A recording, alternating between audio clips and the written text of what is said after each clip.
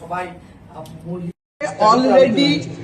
Already তারা এসডিওরা DM সাহেব BSF ওনাদের সঙ্গে আলোচনা করে আমার তুফানগঞ্জ তো একদম আলোচনা হয়েছে। তারা জমি জরিপ করে অলরেডি বিএসএফ এর সঙ্গে কথা হয়েছে। কয়েকদিনের মধ্যে আপনারা জানেন 20 তারিখ আমাদের সিএম সাহেব আসবেন, সমস্ত তথ্য এসডিও এবং ডিএম তুলে দেবেন এবং 45 দিনের মধ্যেই কাজ শুরু হবে। দিদি, জেলার কোনো প্রজেক্ট কি বন্ধ হয়ে গেল যেটা তৃণমূল আমলে শুরু হয়েছিল? এই আমলে কোনো প্রকল্প বন্ধ হবে না।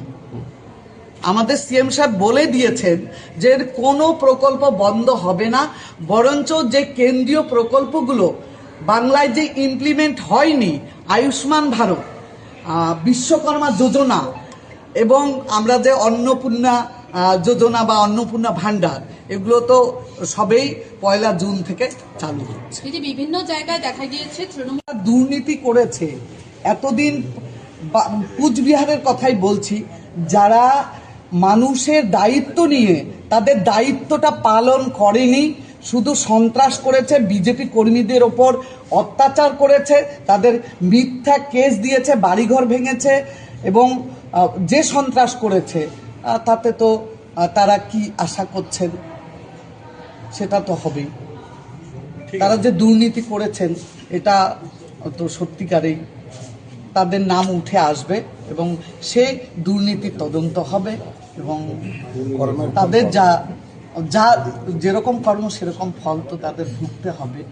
প্রতিটি ক্ষেত্রে তারা ঘুঘুর ভাষা করেছে, সেই ঘুঘুর ভাষা অলরেডি ভাঙা শুরু হয়েছে।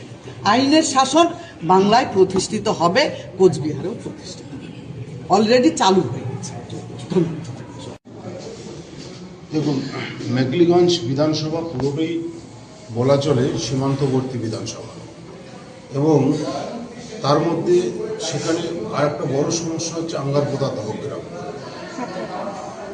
চারোদিকটাই হচ্ছে ভারতের মানে ভূখণ্ডের ভিতরে এবং চারোদিকেই খোলা, তো সেটা হচ্ছে অনুপ্রবেশের একটা মুক্ত অঞ্চল ছিল, সেটা যেমন আছে এবং পাশাপাশি যেগুলি জায়গায় এখনও গ্যাপ রয়েছে, ফাঁকা রয়েছে, সেগুলোতেও কাঁটাতারের বেড়া হবে এবং নতুন আমাদের মুখ্যমন্ত্রী সম্মানীয় শুভেন্দু অধিকারী মহাশয় ঘোষণা করেছেন 45 দিনের মধ্যে জমির সমস্যা মেটানো হবে এবং তার কাজ অলরেডি শুরু হয়েছে। আজকে ডিএম সাহেবের মিটিংয়েও আমরা সেটা জানতে পারলাম।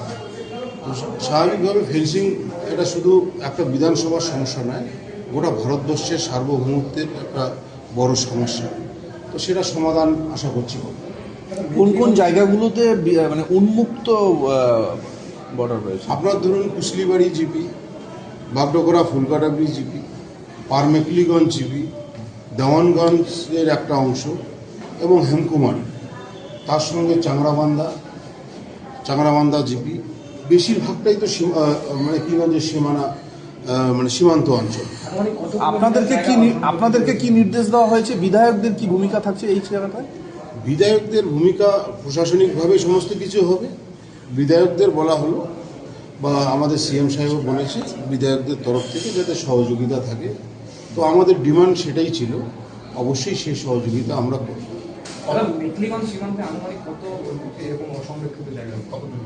টোটালি 50 কিলোমিটারের উপরে আছে। নদী জলাশয় আছে, অবশ্যই আছে।